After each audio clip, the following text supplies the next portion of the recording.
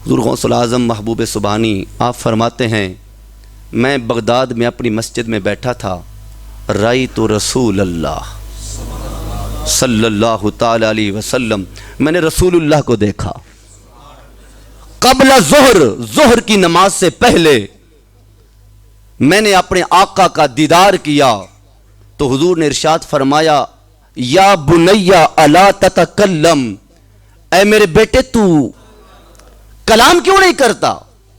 یا بنیا، اے میرے بیٹے آپ واز کیوں نہیں کرتے، تقریر کیوں نہیں کرتے؟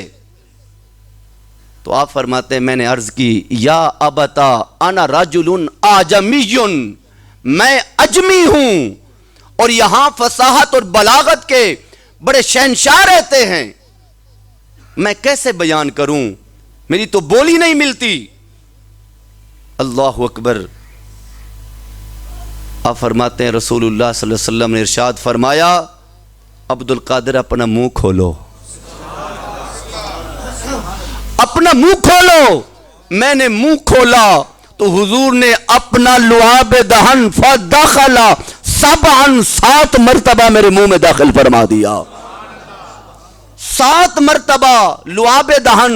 یہ وہ لعاب دہن ہے حضرت قتادہ کی آنکھ کو لگ جائے تو آنکھ لوٹ آتی ہے، حضرت علی کی آنکھیں آشوب چشم کی بیماری میں مبتلا ہو جائیں، دست رحمت سے حضور لعاب دہن لگا دے تو علی کی آنکھیں ٹھیک ہو جائیں، اور صدیق اکبر کو غار کے اندر سانپ ڈس لے اور وہ شکایت کرے حضور سانپ نے ڈس لیا ہے، فرمایا کوئی بات نہیں، طبیب بھی تو آپ کے پاس ہی موجود ہے نا، ایڑی قریب کرو۔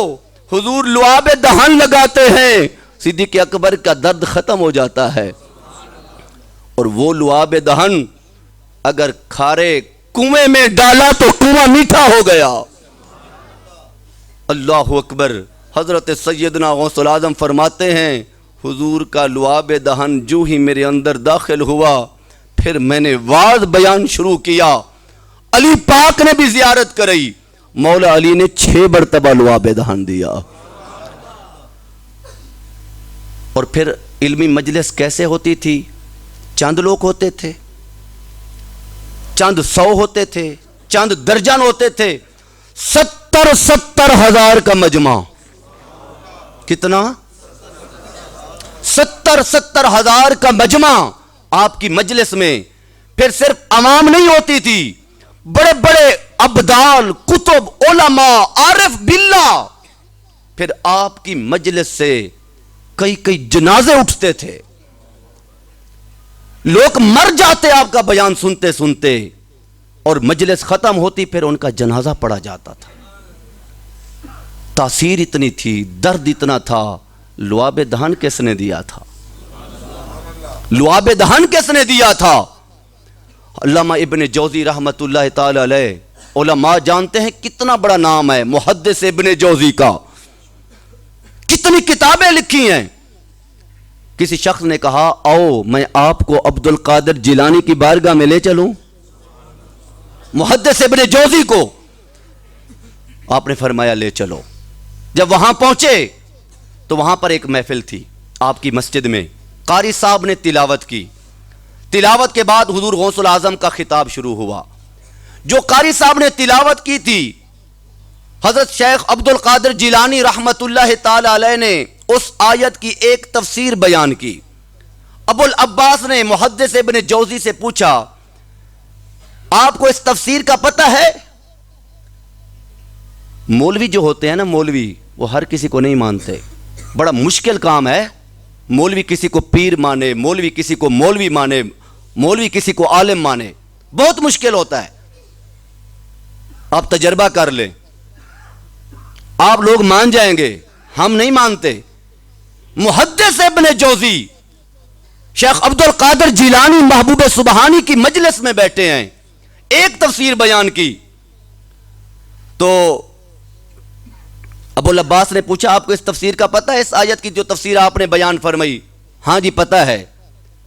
حضرت شیخ عبد القادر جیلانی محبوب سبحانی نے دوسری تفسیر بیان کی، ابو العباس نے پوچھا پتہ ہے؟ کہا جی اس کا پتہ ہے۔ تیسری، چوتھی، 12 تفسیریں بیان کی ایک آیت کی. تو ابو العباس نے پوچھا پتہ ہے. شیخ عبد القادر جیلانی نے 13ویں تفسیر بیان فرمائی ایک آیت کی. 14ویں پوچھا پتہ ہے؟ کہا 13ویں کا پتہ نہیں. 14ویں کا پتہ ہے؟ نہیں پتہ. 15ویں 16ویں ایک آیت کی شیخ عبد القادر جیلانی نے 40 تفسیریں بیان فرمائی.